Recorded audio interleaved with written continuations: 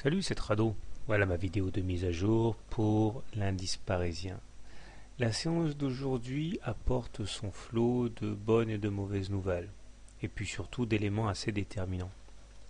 Au premier rang desquels, la médiane de la fourchette d'Andrews noire qui a enfin été percutée aujourd'hui. D'ailleurs, on voit que l'attaque a été violente, puisqu'en début de séance, on a perdu près d'un demi, 1% et demi, ce qui nous a permis enfin d'aller perforer la médiane.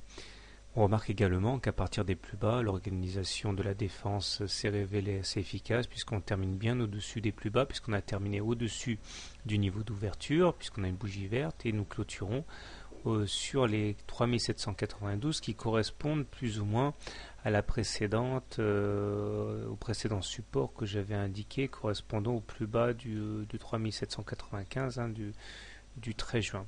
Alors maintenant que ce support a été effacé, il est clair que le prochain support, il est maintenant sur les 3696 correspondant au plus bas du 16 mars.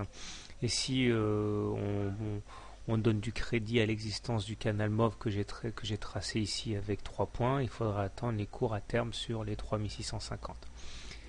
Les indicateurs techniques demeurent très mal orientés, puisque le MACD est négatif, inférieur à son signal.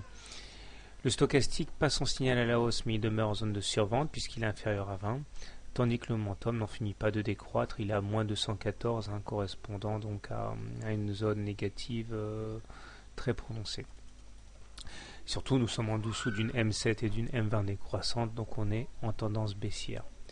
Ça, c'est pour les éléments négatifs qui ne font peser aucun doute sur la tendance en cours. Maintenant, la question est de savoir si on peut envisager un rebond technique sur ces niveaux. Alors, il est effectivement possible que l'on envisage un rebond technique pour différentes raisons que je vais expliquer. La première raison, c'est que la médiane a été touchée. Elle a été touchée et il s'en est suivi des rachats assez massifs avec une clôture bien au-dessus des plus bas. Autrement dit, il y a des vendeurs qui se sont rachetés et il y a aussi des acheteurs qui sont rentrés à bon compte. Première chose. Ensuite, même si on était descendu en dessous de la Bollinger inférieure, on clôture au-dessus de la Bollinger supérieure, donc à l'intérieur des deux Bollinger. Donc ça aussi, ça montre un signe d'intérêt acheteur. Puis on a aussi des divergences haussières, par exemple ici sur le stochastique, puisqu'on a inscrit des plus bas sur les cours, mais qu'on ne retrouve pas sur le stochastique. Donc ça, c'est également quelque chose qui montre qu'on a des conditions réunies pour avoir un rebond technique.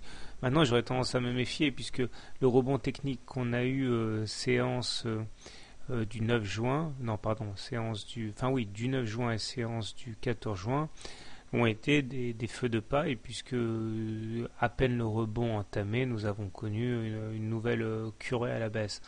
Donc c'est pas parce qu'on aurait une séance de rebond demain qu'il faut en espérer nécessairement beaucoup, puisque je vous rappelle que la tendance baissière est clairement marquée. Mais bon, si vous êtes baissier, faites attention parce que vous risquez de prendre un retour de manivelle demain au regard des éléments qu'on peut apercevoir ce soir. Voilà. Sinon, si vous êtes haussier, vous avez un bon point d'entrée maintenant. Si vous êtes baissier, moi je vous encourage d'attendre plutôt le contact avec la M7, voire la M20 pour rentrer short. Question de ne pas vous retrouver seul en cas de vente à découvert et de pouvoir espérer donc l'afflux d'autres traders. Bonne soirée, bon trade. À demain.